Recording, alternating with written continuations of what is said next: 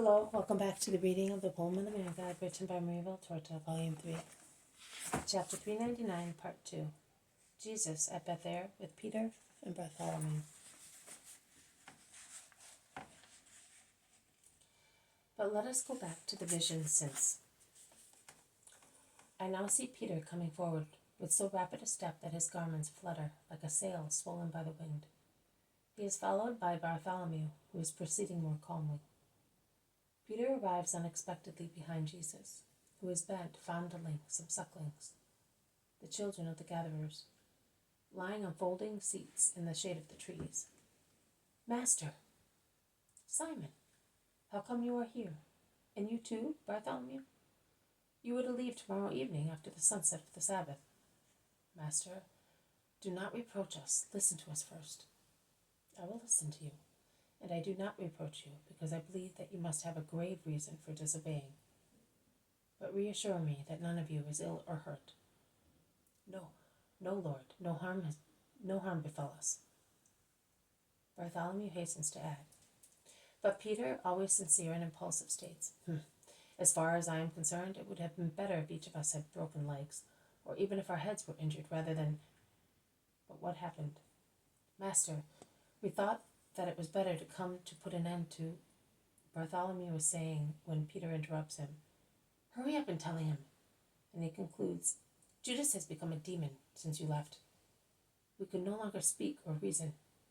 He has quarreled with everybody, and he has scandalized all the servants of Eliza and other people as well. Perhaps he has become jealous because you took Simon with you, says Bartholomew apologetically, when he sees that Jesus' countenance has become very severe. Nonsense! What jealousy? Stop excusing him, or I will start quarreling with you to give vent to my feelings, since I did not brawl with him. Because, Master, I succeeded in being quiet. Just imagine quiet, to obey you and for your sake. What an effort!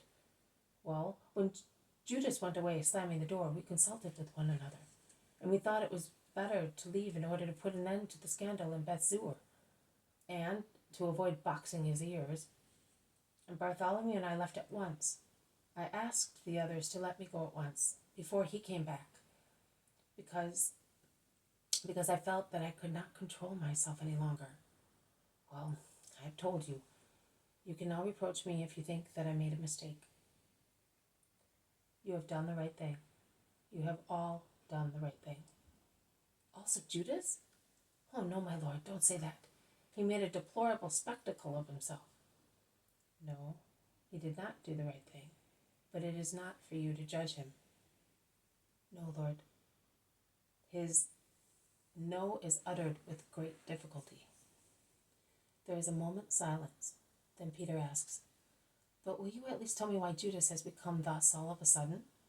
You seem to have become so good. Everything was so pleasant.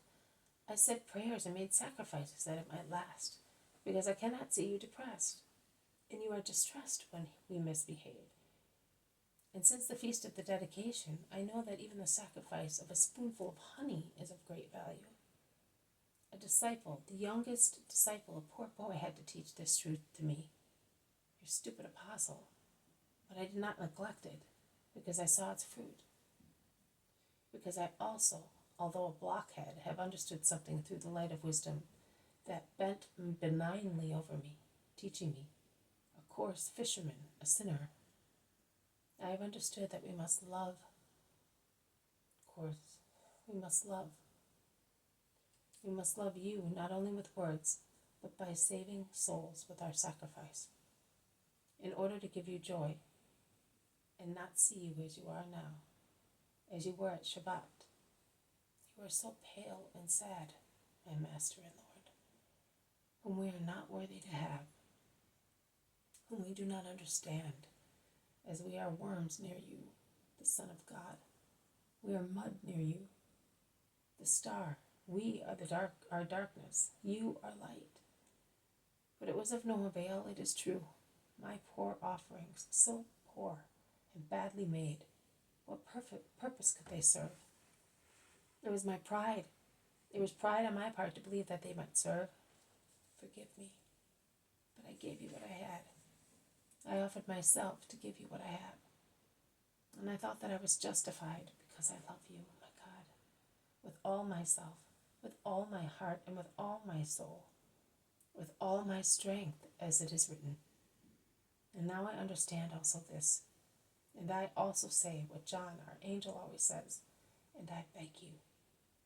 And he kneels at Jesus' feet to increase your love and your poor Simon, so that my love may increase for you, my God. And Peter prostrates himself to kiss Jesus' feet and remains thus. Bartholomew, who has been listening, admiring, and assenting, imitates him. Stand up, my friends. My love grows deeper and deeper in you and will grow more and more. And may you be blessed because of your hearts. When are the others coming? Before sunset. Very well. Also Joanna, Eliza, and Chusa will come back before sunset. We shall spend the Sabbath here, and then we shall leave. Yes, my lord. But why did Joanna send for you so urgently? Could she not have waited? It had been arranged for us to come here. Through her imprudence she has caused all this trouble. Do not reproach her, Simon of Jonah. She acted out of prudence and love. She sent for me because there were souls to be confirmed in their good will. Ah, in that case I will say no more. But my lord, why has Judas changed so much? Forget about it. Enjoy this Eden so full of flowers and peace. Enjoy your Lord.